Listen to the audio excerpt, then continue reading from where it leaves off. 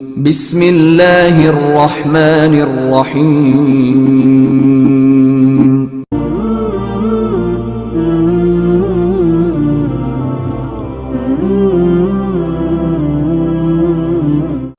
بزرگان دین ایک مرتبہ ہم دل کی گہرائیوں کے ساتھ درود پاک پڑھ لیں۔ اللہم صلی علی سیدنا محمد وعلی آل سیدنا محمد وبارک وسلم۔ محترم معزز سامعین کرام، بزرگان دین، ایک شاعر گزرے ہیں، سرفراز بزمی ان کا نام ہے، مشہور شاعر ہیں۔ ان کا ایک شعر ہے، اللہ سے جو کرے دور وہ تعلیم بھی فتنہ ہے، اللہ سے جو کرے دور وہ تعلیم بھی فتنہ ہے، املاک بھی اولاد بھی جاگیر بھی فتنہ ہے، ناحق کے لیے جو اٹھے وہ شمشیر بھی فتنہ ہے، شمشیر ہی کیا نعرہ تکبیر بھی فتنہ ہے۔ معزز سامعین کرام، اللہ تبارک و تعالیٰ کا کرم کہ اللہ تبارک و تعالیٰ نے ہمیں رمضان المبارک جیسا مقدس مہینہ عطا فرمایا ہے، اور اس مقدس مہینے میں اللہ تبارک و تعالیٰ نے ہمیں باقی رکھا۔ یہ بہت بڑی بات ہے۔ عبادت کے وقت کو پا لینا کمال نہیں، عبادت کی انتہا کو پہنچنا بڑا کمال ہے۔ آخری عشرہ چل رہا ہے جسے جہنم سے خلاصی کا عشرہ کہا گیا ہے۔ احادیث مبارکہ کے اندر اس کی بڑی فضیلتیں آئی ہیں۔ اس آخری عشرے کے اندر اللہ تبارک و تعالیٰ جتنے 2 عشروں میں لوگوں کو جہنم سے نکال دے گے، اس سے کئی گنا زیادہ اس آخری عشرے میں اللہ تبارک و تعالیٰ لوگوں کو جہنم سے آزاد کرتے ہیں۔ اور جو انسان اس عاشرے میں مغفرت کی طلب کرے، جہنم سے خلاصی چاہے، اللہ تبارک و تعالیٰ اسے وہ چیز ضرور عطا فرما دیتے ہیں۔ نبی پاک صلی اللہ علیہ وسلم کا معمول اسی لیے زیادہ تھا اس عاشرے میں عبادتوں کا، صحابہ کا معمول عبادتوں کا بہت زیادہ تھا اس آخری عاشرے میں۔ اس کی 2 وجوہات ہیں، اور اس آخری عاشرے میں ہمیں 3 کام لازمی کرنے ہیں۔ اس مہینے میں، اس آخری عشرے میں اسی لیے اہتمام رکھا گیا ہے کہ اللہ تبارک و تعالیٰ نے ایک رات کو اس عشرے میں چھپا رکھا ہے جسے لیلۃ القدر کہا جاتا ہے۔ لیلۃ القدر کی فضیلت احادیث میں بہت کثرت سے آئی ہے۔ نبی پاک صلی اللہ علیہ وسلم کو اللہ تبارک و تعالیٰ نے وہ رات بتلا دی تھی۔ نبی پاک صلی اللہ علیہ وسلم نکلے حجرے مبارک سے، دیکھا کہ 2 لوگ آپس میں جھگڑا کر رہے تھے، تو ان کی طرف متوجہ ہوئے، وہ رات بلا دی گئی۔ اب کہا گیا کہ اس رات کو آخر عشرے میں تلاش کرو۔ آخر عشرے کی منتخب راتیں بیان کی جاتی احادیث مبارکہ کے اندر۔ 21ویں شعبان کی رات، 23ویں شعبان کی رات، 25ویں شعبان کی رات، 27ویں شعبان کی رات، 29ویں شعبان کی رات۔ 5 راتوں میں تلاش کیا جائے، 5 راتیں جاگی جائیں، کیونکہ اختلاف ہے، اس لیے کہا گیا کہ پورا عشرہ اعتکاف میں بیٹھو اور پورا عشرہ جاؤ۔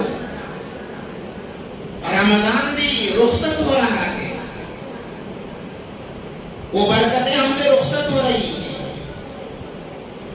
اس لیے اس عاشرے میں جتنی عبادت کی جائے وہ کم ہے، جتنی عبادتیں کی جائے کم ہے، جتنا اللہ کو منایا جائے کم ہے۔ یہ عبادتیں سارے سال پر موقوف رکھی گئی ہیں۔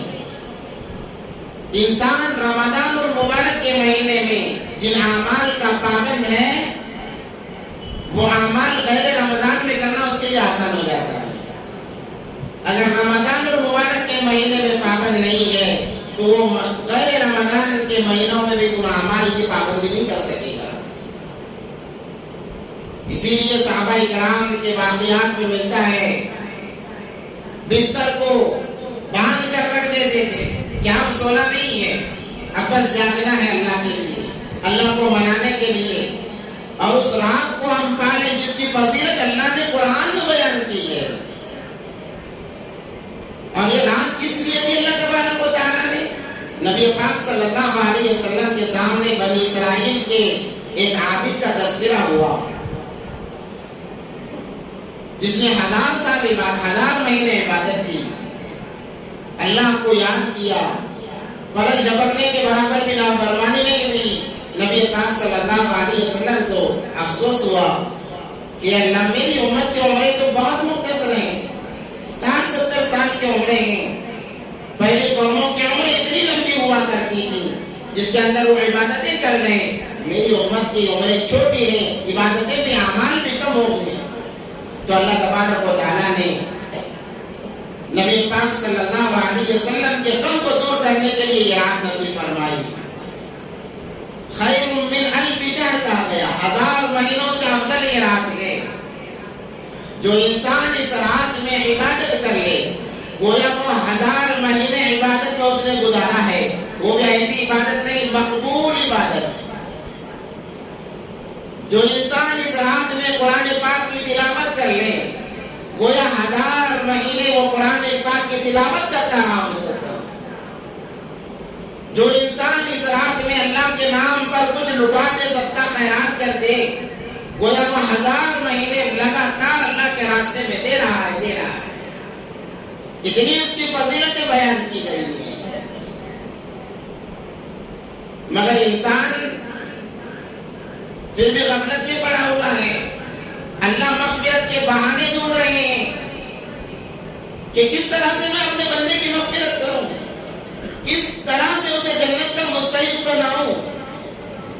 اللہ نے رمضان کو دے کر یہ طے کر لیا کہ اس کو جنت میں ضرور داخل کرنا ہے، مگر انسان نے بٹھان لیا کہ اس کی ناقدری کر کے ہم ضرور جہنم میں جائیں گے، کیونکہ جو رمضان کی ناقدری کرتا ہے وہ اللہ کی ناقدری کر رہا ہے، اللہ کو ناراض کر رہا ہے۔ جو اللہ کو ناراض کرے اس کا ٹھکانہ کیا ہو سکتا ہے؟ ایسے مقدس مہینے بھی اگر ہمارے سر اللہ کے لیے نہ جھکیں تو پھر وہ کون سا وقت ہوگا کہ ہمارے سر اللہ کے لیے جھک جائیں؟ ایسے مقدس مہینے میں بھی ہم نے اگر اللہ کو راضی نہیں کر لیا تو پھر کس وقت میں ہم اللہ کو راضی کریں گے؟ اسی لیے کہا جاتا ہے کہ رسمی مسلمان نہ بنو، رسمی مسلمان نہ بنو، حقیقی مسلمان بنو۔ رسمی مسلمان موت پر اس کا ایمان ختم ہو جاتا ہے۔ جیسے میں نے ایک طوطے کی مثال دی یونیورسٹی میں، طوطے کو کیا کرتے ہیں؟ پالتے ہیں، اسے رٹاتے، کلمہ پڑھاتے ہیں، وہ کلمہ پڑھتا ہے، سورے پڑھتا ہے، باتیں کرتا ہے، مگر جیسے اس کے موت کا وقت آتا ہے، بلی کا چپٹا اس پر پڑتا ہے، وہ کلمہ بھی بھول جاتا ہے، سورے بھی بھول جاتا ہے، تو اس کی اصل کیفیت اس کے سامنے آ جاتی ہے، پھر وہ ٹینٹے کرنے لگتا ہے۔ ویسے ہی جو رسمی مسلمان ہے، جب اس کی موت کا وقت آتا ہے، دنیا اس کے زبان پر ہوتی ہے، اس کے دل میں دنیا ہوتی ہے، اور جو جس کے دل اور زبان پر دنیا ہو اس کا ٹھکانہ کیا ہوگا؟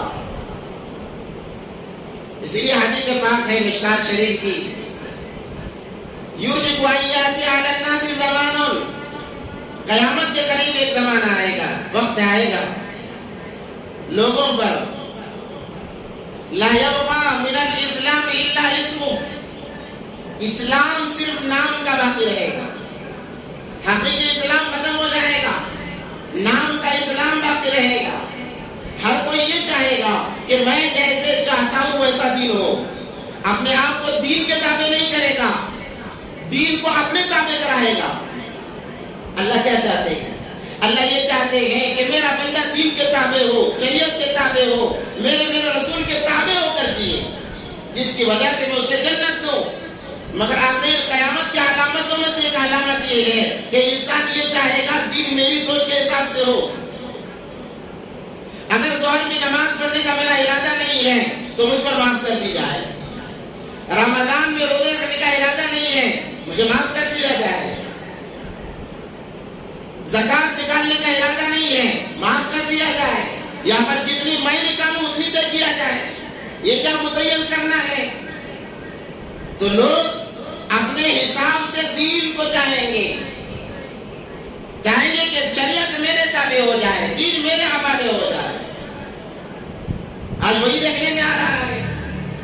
دین کی حقیقت اگر ہم لوگوں کے سامنے رکھیں، لوگوں کو برا لگتا ہے، تکلیف ہوتی ہے کہ یہ کیا بات کہی جا رہی ہے، یہ کیا بتایا جا رہا ہے، یہ کیا سنایا جا رہا ہے۔ ارے کچھ نہیں سنایا جا رہا، قرآن کے احکام سنائے جا رہے ہیں، نبی پاک صلی اللہ علیہ وسلم کی احادیث سنائی جا رہی ہے، کوئی اپنی بات نہیں بتائی جا رہی۔ اگر بتانے والوں کی بات ہمیں پسند آئے تو ماشاءاللہ قبول کر لیتے ہیں، ورنہ کہتے ہیں کہ ارے بھائی یہ کیا کہا جا رہا ہے، اسے کس نے بٹھا دیا وہاں پر یہ ہماری برائیوں کو اجاگر کر رہا ہے، ہماری خرابیاں بتا رہا ہے، ہماری کمیاں نکال رہا ہے۔ کمیاں کس میں نہیں ہوتی؟ ان باتوں کے مذاکرے سے ایمان تازہ ہوتا ہے، ہماری سمجھ میں قصور ہے، سمجھنے میں ہم سے غلطی ہو رہی ہے۔ آپ دیکھیں ایسے مبارک مہینے میں، ایسے آخری عشرے میں نمازیوں کی تعداد کیا ہے، کتنے لوگ روزہ رکھتے ہیں، ہر کوئی اپنے اپنے گریبان میں جا کر دیکھ سکتا ہے۔ اور یہاں پہ جو باتیں بتائی جاتی ہیں صرف آپ لوگوں کے لیے نہیں ہیں، بلکہ اس کیمرے کے پیچھے سینکڑوں لوگ سنتے ہیں۔ پھر آپ لوگوں کو کیوں برا لگے؟ ہمیں کیوں برا لگے؟ اس لیے میں کہتا ہوں کہ اگر آپ کو جو اچھی بات لگ رہی ہے خیر قبول کریں، اگر آپ کو پسند نہیں ہے سمجھیں کہ میرے لیے نہیں ہے، دوسرے کے لیے ہے۔ فتنہ برپا نہ کریں، ہمارے دین کے اندر نقص آ جائے گا، دین کے اندر خرابی آ جائے گی۔ الغرض محترم سامعین، اس مبارک عشرے کو ہم غنیمت سمجھیں، یہ عشرہ بھی گزر جائے گا جیسے دوسرے عشرے گزر گئے۔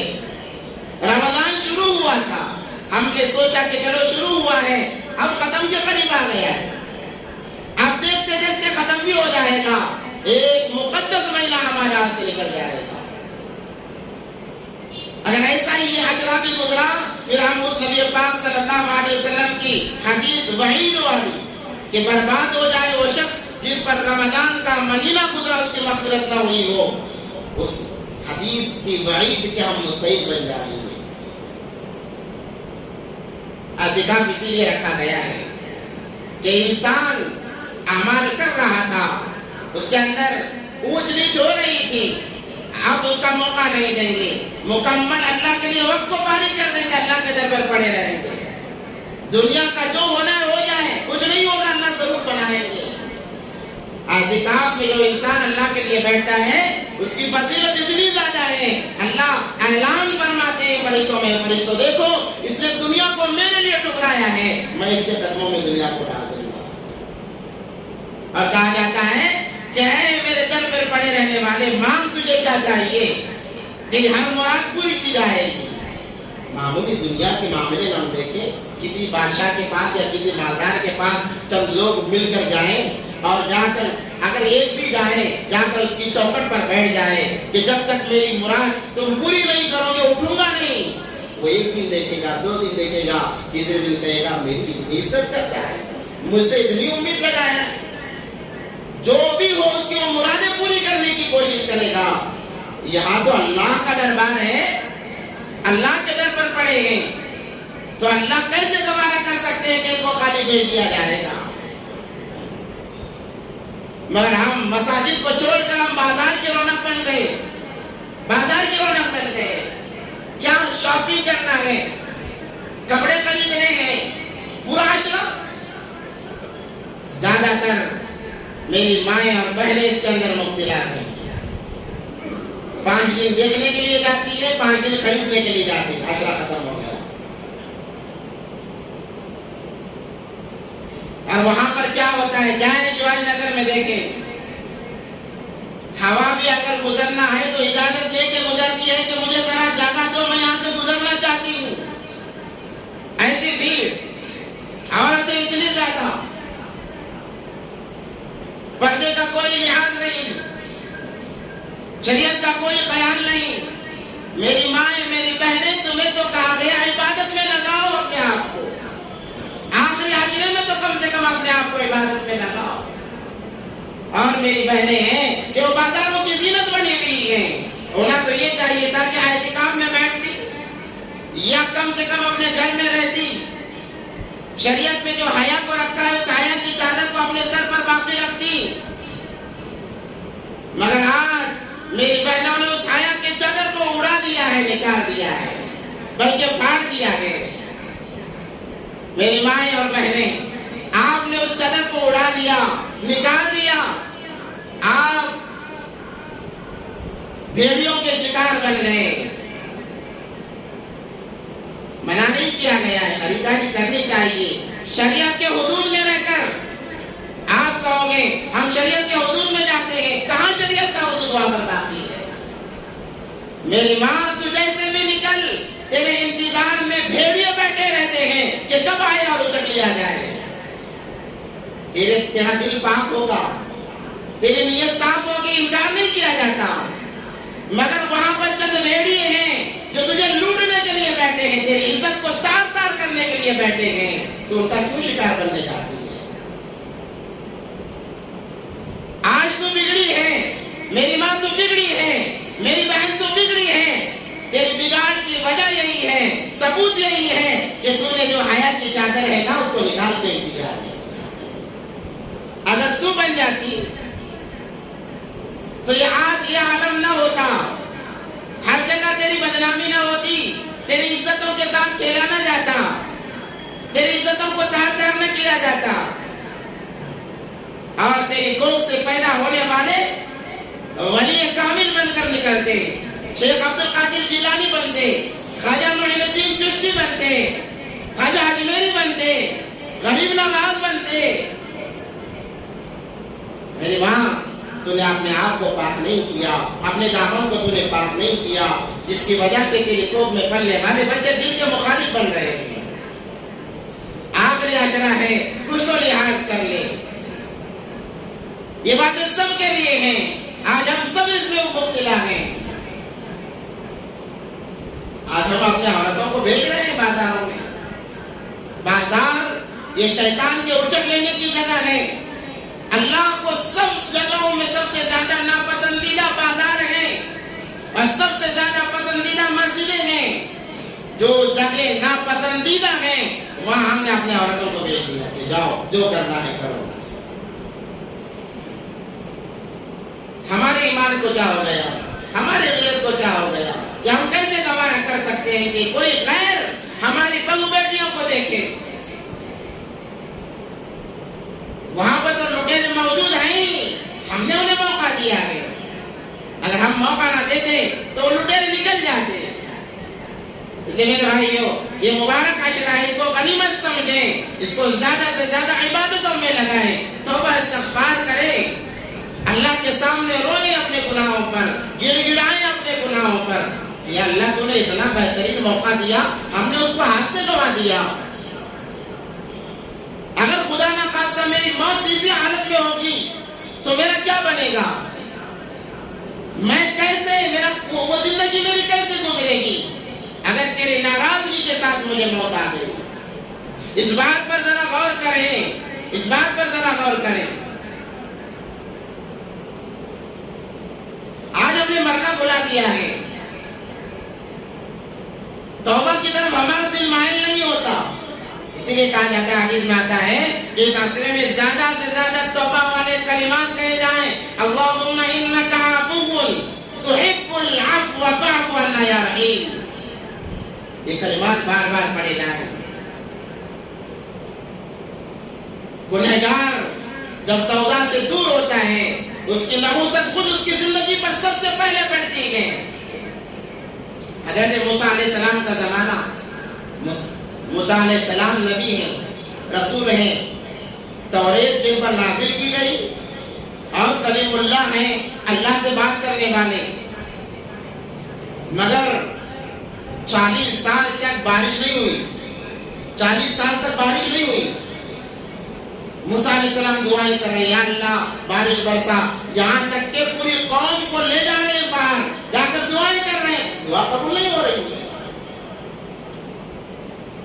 اللہ سے بات کی، اللہ کیا معاملہ ہے؟ آخر آپ اتنے ناراض کیوں ہیں کہ ہم لوگ اتنے سب مل کر دعا کر رہے ہیں، میں خود دعا کر رہا ہوں، پھر بھی دعا قبول نہیں ہو رہی ہے، قحط پڑا ہوا ہے، جانور مر رہے ہیں۔ تو اللہ نے کہا اے موسیٰ تمہاری قوم میں ایک میرا نافرمان بندہ ہے، اس ایک کی نحوست کی وجہ سے میں نے 40 سال بارش کو روک کے رکھا، ایک کی نحوست کی وجہ سے، اور باقی سب اچھے ہیں، ایک کی نحوست کی وجہ سے ہم نے 40 سال کو بارش کو روک کر رکھا ہے۔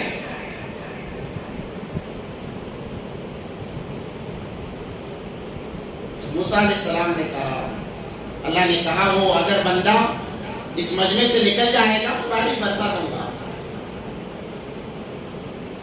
تو موسیٰ علیہ السلام نے اعلان کیا کھڑے ہو کر، اے میری قوم کے لوگوں تم ایک گنہگار ہے جس سے اللہ ناراض ہے، اللہ کے لیے وہ نکل جائے، ایک کی وجہ سے پوری مخلوق پر اللہ کا قہر پڑا ہوا ہے، وہ نکل جائے، اللہ کے لیے گزارش کی جاتی ہے نکل جائے۔ کہیں ایسا نہ ہو کہ ساری مخلوق مر جائے۔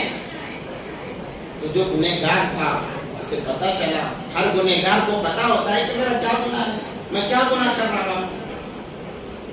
اس نے دل میں کہا یا اللہ وہ گنہگار میں ہی ہوں، مجھ سے بہت بڑی غلطی ہو گئی ہے، اللہ تو مجھے معاف کر دے، تو ہی تو ہے معاف کرنے والا۔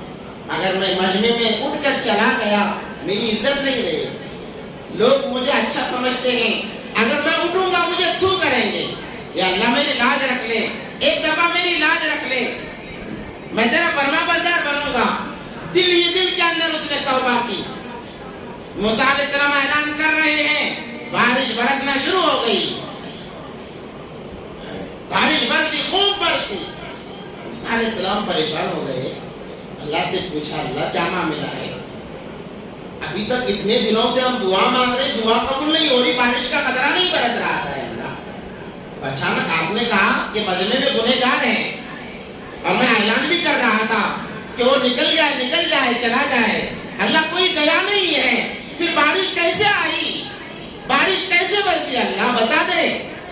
اللہ نے کہا موسیٰ جو میری نافرمانی کر رہا تھا، بغاوت کر رہا تھا، اب اس نے صلح کر لی ہے، اب اس نے صلح کر لی ہے۔ جب اس نے صلح کی، اس کی صلح کی برکت سے میں نے بارش برسایا ہے۔ موسیٰ علیہ السلام نے کہا اللہ اتنی محبت؟ کہا ہاں میں اتنی محبت کرتا ہوں۔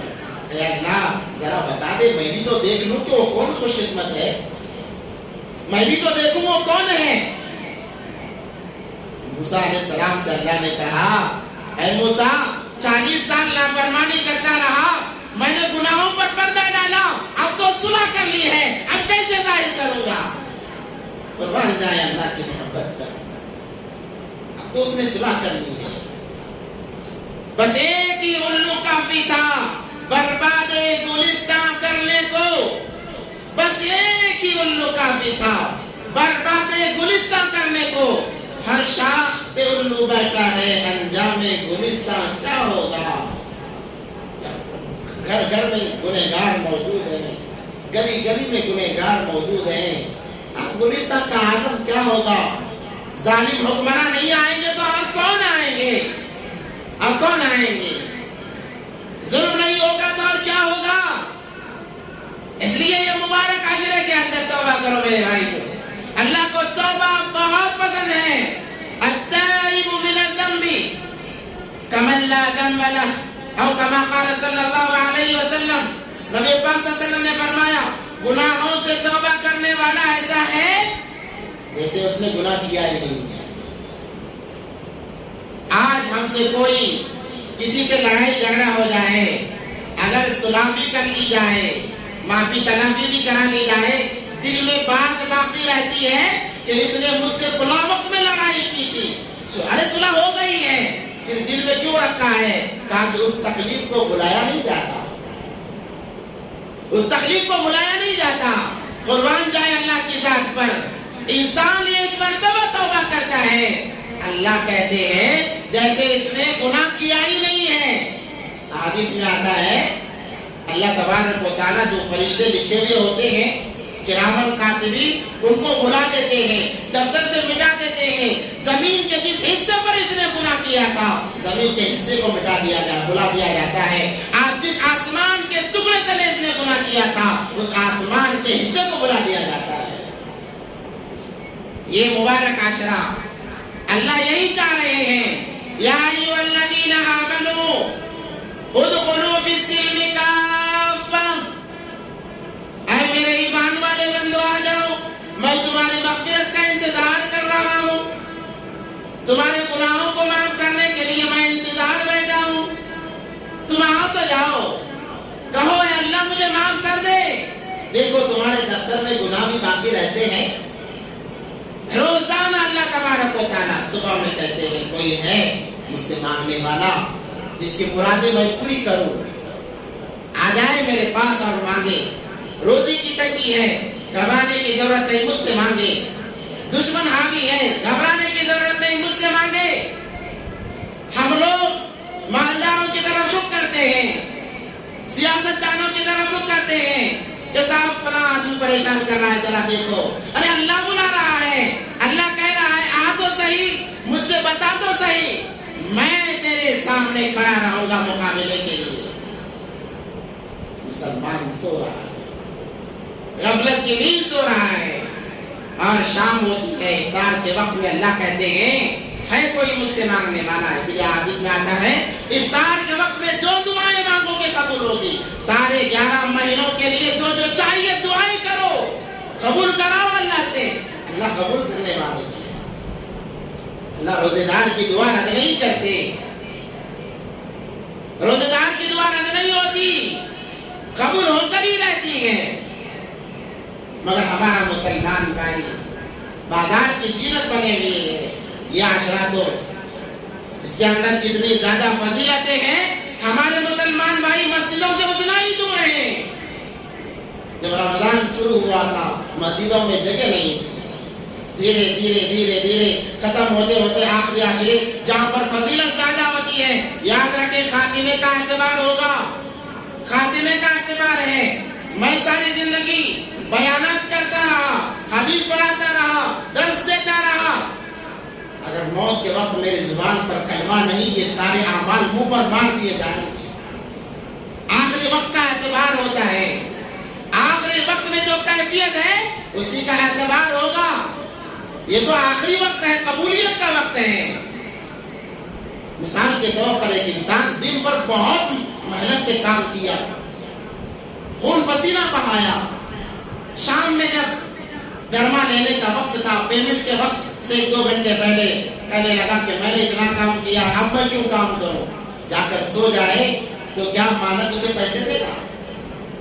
جس نے کام پہ رکھا ہے اسے مزدوری دے گا. وہ یہ قیاس کرے گا اب سویا ہے, لگتا ہے دن بھر سویا ہے, حالانکہ دن بھر اس نے محنت کی ہے. دن بھر اس نے اتنی محنت کی ہے کہ اگر دیکھتا تو ڈبل دیتا, ڈبل مزدوری دی جاتی. مگر اعتبار خاتمے کا ہوتا ہے. مزدوری دینے والا جب آیا ہے اس وقت میں دیکھ رہا ہے کہ وہ سو رہا ہے, وہ قیاس کرتا ہے, سوچتا ہے کہ سارا دن سو رہا ہے, اسے مزدوری نہیں دی جائے گی. میرے بھائیو, ہم نے پورا مہینہ جیسے تیسے اعمال کر لیے, اگر اس وقت میں اعمال سے دور رہیں گے تو گویا ہم نے کچھ کیا ہی نہیں ہے. یہ قبولیت کا وقت ہے, قبولیت کے وقت میں غفلت نہیں برتنی چاہیے. میں ایک لطیفہ ہمیشہ سنایا کرتا ہوں. ایک آدمی کو کہا گیا کہ جمعے کا دن بڑا مبارک ہے, ایک دعا ضرور قبول ہوتی ہے, جو مانگو گے قبول ہوگی. اس نے کہا اچھا ضرور قبول ہوگی. کہا ہاں. اس نے ایک مٹی کا مٹکا بنایا, سامنے رکھا, یا اللہ اسے سونے کا بنا دے, یا اللہ اسے سونے کا بنا دے. سارا دن رٹ لگاتا رہا, سارا دن وہی رٹ لگاتا رہا, سونے کا بنا دے, سونے کا بنا دے. مغرب سے چند منٹ پہلے, آتا کہ چند منٹ پہلے اس نے دیکھا سارا دن میں نے دعا کی ہے, یہ مٹی کا مٹکا ویسے کا ویسا ہی ہے. چلو اب کیا مانگنا, اے اللہ اسے سونے کا نہیں تو صحیح کم سے کم پتل کا تو بنا دے. اب پتل کا بن گیا. تو آخر وقت کا اعتبار ہوتا ہے. یہ جہنم سے خلاصی کے ایام کر رہے ہیں, اس کو ضائع نہ کریں. خریداری کب بھی کر سکتے ہیں، زیادہ سے زیادہ تلاوتیں کریں. تو میں نے کہا تھا 3 اعمال زیادہ کرنے کے ہیں. حضرت مولانا یونس صاحب مالک پوری دامت برکاتہم العالیہ اپنی کتاب میں لکھتے ہیں کہ 3 کام کثرت سے کریں. کہ اگر ہو سکے اعتکاف میں بیٹھ جائیں. اگر اتنی مہلت فرصت نہیں ہے تو آخر عشرے میں 3 کام کر لیں کہ ہر رات کم سے کم 4 رکعت 2 سے 4 رکعت تہجد کی نمازیں پڑھنا. اگر کوئی ایک رات شب قدر کی ہوگی 11 مہینے آپ کو عبادت کرنے کا ثواب ملے گا. پہلا کام ہر رات 2 رکعت 2 سے 4 رکعت تہجد کی نماز کی پابندی کر دیں. اور ہر رات کچھ رقم اللہ کے نام پر صدقہ کر دیں. دوسرا کام کیا کرنا ہے؟ ہر رات کچھ رقم اللہ کے نام پر صدقہ کر دیں. اگر اس رات وہ رات شب قدر کی ہوئی 11 مہینے آپ کو صدقہ کرنے کا ثواب ملے گا. وہ بھی مقبول صدقہ. یاد رکھیں مقبول عبادت. ہماری عبادتیں قبول ہوتی ہیں نہیں ہوتی ہیں اس کے اندر امید رکھنی چاہیے، مگر حقیقی معنوں میں کہنے سے قبول ہی ہوئی ہے.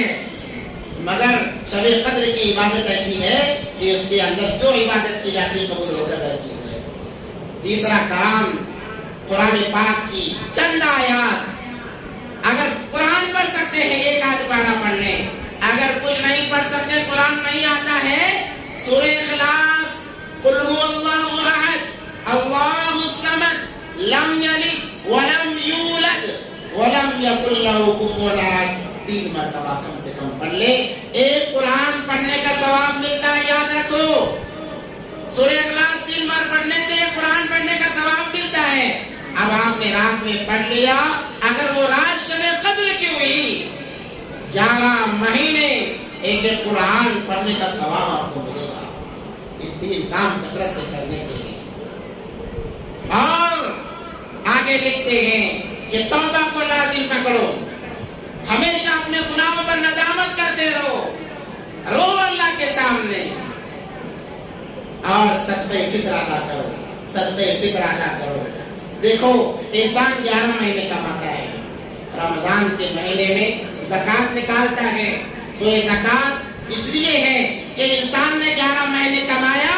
اس کے اندر ایسی ویسی کمائی تمام شامل ہو جاتی ہے. کبھی کبھی محسوس طریقے سے کبھی کبھی غیر محسوس طریقے سے. انسان کو احساس نہیں ہوتا. انسان فکر تو کرتا ہے کہ حلال کمائی ہو، مگر کبھی کبھار غیر محسوس طریقے سے ایسا ویسا مال بھی آ جاتا ہے. تو اللہ نے کہا زکوٰۃ کے ذریعے سے اپنے مالوں کو پاک کرو. تم زکوٰۃ نکالو گے سارا مال پاک ہو جائے گا. اور سال بھر کے لیے اللہ عبادت کی ذمہ داری لیتے ہیں. سال بھر کے لیے اللہ عبادت کی ذمہ داری لیتے ہیں.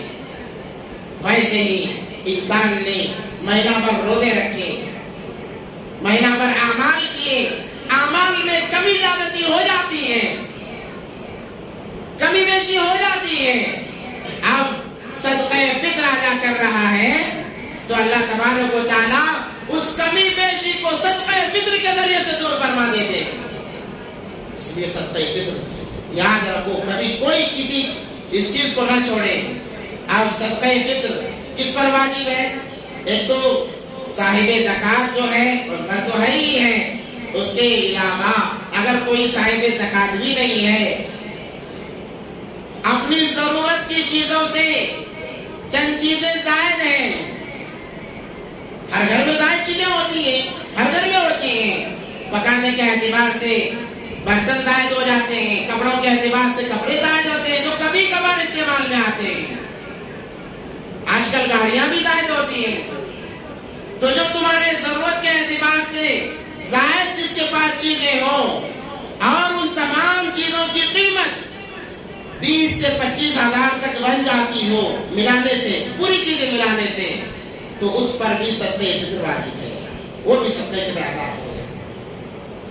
سہولت کے لیے بتایا گیا اور اس کی مقدار متعین کر دی گئی کہ کشمش ادا کرو 3.5 کلو، یا پھر 3.5 کلو کھجور ادا کرو، یا پھر 3.5 کلو جو ادا کرو، یا تو پھر 2.25 کلو گندم ادا کرو. اس زمانے میں روپیوں کا اتنا زیادہ زور نہیں تھا، اشیاء کا زیادہ زور تھا، تو اشیاء کا اعتبار لگا دیا گیا۔ اب چونکہ اشیاء ہر گھر میں موجود ہوتے ہیں، آج کل پیسوں کا رواج چل رہا ہے، علماء فرماتے ہیں کہ ان کی قیمت ادا کر دی جائے۔ اگر آپ کشمش سے دے رہے ہو 950 روپے ادا کر دو، اللہ نے آپ کو مال دیا ہے، یہ اپنے جان کا صدقہ ہے، یاد رکھیں۔ ہم اپنی حیثیت لگا لیں، اپنی مقدار لگا لیں، کیا میری جان کی قیمت 900 روپے ہے یا 70 روپے ہے؟ بعض لوگ کیا کرتے ہیں کہ صدقہ فطر کتنا حضرت، آخری درجہ کتنا بولو حضرت، 70 روپے، چلو 70 روپے نکال دیتے ہیں۔ ہم ذرا ٹھنڈے دماغ سے سوچیں، میرے پاس اللہ نے مجھے اتنا دیا، اتنا سب کچھ دیا ہے کہ میں اپنے جان کا صدقہ ایک 500 روپے نہیں نکال سکتا، 1000 روپے نہیں نکال سکتا؟ میرا بھی بنا ہوگا، غیروں کا، یتیموں کا بھی بنا ہوگا، مسکینوں کا بھی بنا ہو جائے گا۔ اگر کشمش سے نکالنا ہے 950 روپے نکالو، اگر کھجور دینا ہے 850 روپے نکالو، اگر جو دینا ہے 280 روپے نکالو۔ اور سب سے آخری درجہ جو ہے، جو آخری طبقے کے لوگوں کے لیے ہے، جو روزانہ مزدوری خون پسینہ ایک کر کے، خون پسینہ بہا بہا کر کماتے ہیں، بہت چھوٹی مقدار میں کماتے ہیں، ان کے لیے بتایا گیا کہ آپ 70 پر 5 روپے صدقہ فطر ادا کرو۔ کون ادا کرے؟ گھر کا ایک بڑا ہے، وہ بڑا تمام کے ذمے سے ادا کر سکتا ہے۔ ہاں، اگر عورت صاحب نصاب ہے تو وہ اپنا ادا کرے گی، مگر بچوں کا ادا نہیں کرے گی۔ مگر مرد بیوی کا بھی ادا کرے، بچوں کا بھی ادا کرے، اگر ماں باپ ضعیف ہے اس کا بھی ادا کرے، سب کا ادا کر سکتے ہیں۔ زندہ لوگوں کا، مرحومین کا نہیں، زندہ لوگوں کا۔ چھوٹا بچہ، 1 دن کا بھی اگر بچہ ہے، بلکہ 1 گھنٹے کا بھی بچہ، عید سے پہلے، نماز سے پہلے کوئی کسی کا وہاں بچہ پیدا ہو گیا، اس کا بھی صدقہ فطر نکالنا واجب بن جاتا ہے۔ صدقہ فطر نکالیے، نبی پاک صلی اللہ علیہ وسلم نے بڑا زور دیا ہے اس پر۔ اب آخری اس کا وقت کب تک ہے؟ نماز سے پہلے تک اس کو نکال دیں، نماز کے بعد اس کا اعتبار نہیں ہے۔ ایک تو اس کے ذریعے سے غریبوں کا فائدہ ہوگا، دوسرا اللہ تبارک و تعالی ہماری حفاظت فرمائیں گے، 2 فائدے۔ اور تیسرا فائدہ یہ ہے، ہمارے اعمال میں جو کمی بیشی ہوئی ہے، اللہ تبارک و تعالی اس صدقہ فطر کے ذریعے سے اس کو پورا کریں گے۔ اس لیے اس کا زیادہ سے زیادہ اہتمام کریں، اور راتوں میں جا کر اللہ کی دربار میں روئیں، گڑ گڑائیں، توبہ استغفار کریں۔ اللہ سے دعا ہے کہ اللہ تبارک و تعالی ہم تمام کو ان باتوں پر عمل کی توفیق عطا فرمائے۔ وآخر دعوانا